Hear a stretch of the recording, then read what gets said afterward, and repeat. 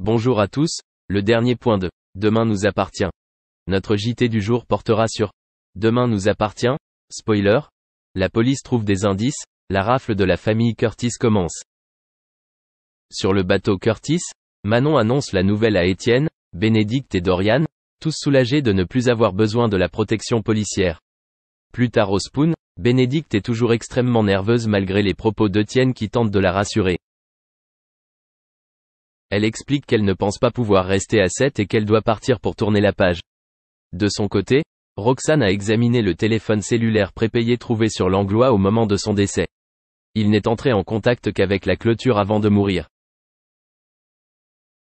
Les données révèlent également qu'il a toujours tenté, sans succès, de monter à bord du cargo et s'est ensuite dirigé vers le bateau d'Étienne, son ancien partenaire. Les enquêteurs ont deviné que Langlois avait dû changer Davis lorsqu'il a vu la surveillance policière. Il craignait qu'il ait été tué par un dealer qu'il ne connaissait pas et qu'il aurait été difficile de l'arrêter. Le rapport du coroner leur apprend plus tard que Langlois a été tué puis jeté par-dessus bord avant de s'échouer. Pendant ce temps sur son bateau, Étienne fait de son mieux pour nettoyer les taches de sang au sol. Ailleurs à 7, Swazik est arrivé à l'hôpital radieux après avoir appris la nouvelle de la rupture de François et Charlie. Cette attitude choque Christelle, avec qui elle traîne dans le couloir. Pendant ce temps, Sylvain récupère les affaires de Charlie auprès de François. La jeune fille retourna chez ses parents et fut réconfortée par Nathan. Enfin au lycée, Lilou annonce à Violette que son précieux stylo-plume, souvenir de son grand-père, a disparu. Puis elle l'a dit à toute la classe. Lorsque Violette raconte l'histoire à Jack et Jordan, ils pensent que c'est Liam, qui se prend pour le Père Noël de Robin des Bois, qui l'a fait. Le jeune homme se retrouve convoqué par le proviseur et se dirige directement vers Lilou, qui l'accuse de l'avoir abandonné alors qu'il ne faisait rien.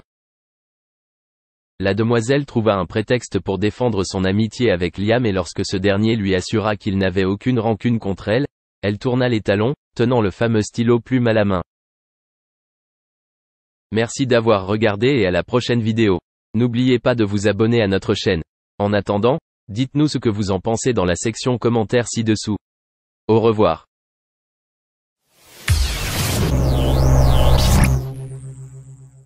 Christina Cordula a publié sur ses réseaux sociaux un cliché d'elle avec des cheveux longs. La conseillère en images franco-brésilienne n'a jamais quitté sa célèbre coupe courte. C'est d'ailleurs à ça qu'on la reconnaît. Qui peut donc l'imaginer avec une longue chevelure? Pourtant, c'est bien un cliché d'elle avec les cheveux longs qu'elle a partagé à ses abonnés sur Instagram. Peu d'internautes ont réussi à la reconnaître. Christina Cordula œuvre depuis 7 ans au sein de la chaîne M6 pour offrir ses conseils avisés aux candidats. Il ne se passe pas une semaine sans qu'elle ne fasse parler d'elle pour ses réflexions à la fois drôles et déplacées. Mais en cette rentrée, cette dernière a confié à nos confrères du quotidien 20 minutes qu'elle s'attaquait à une nouvelle année difficile. On a une saison chargée, chérie. A-t-elle en effet lâché dans les colonnes de 20 minutes? Une grosse surprise attend en effet les téléspectateurs.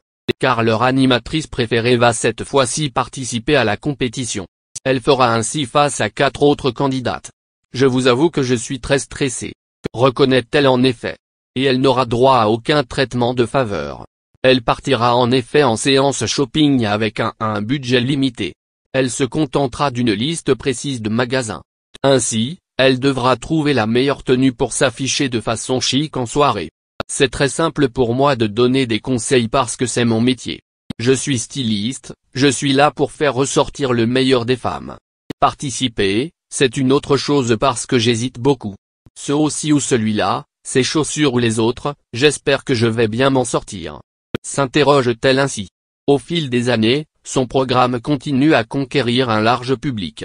En effet, son émission atteignait une audience d'environ 1,2 million de personnes l'année dernière quand Roselyne Bachelot participait au divertissement. D'après Christina Cordula, tout repose sur le casting. Chaque jour, il y a des personnes différentes.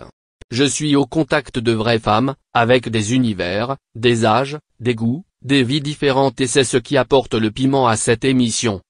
Explique-t-elle en effet à nos confrères de 20 minutes. La reine du shopping se félicite d'ailleurs de son équipe formidable qui l'épaule dans la préparation de l'émission. Je sais très bien déléguer parce que si on ne le fait pas, on ne peut pas avancer.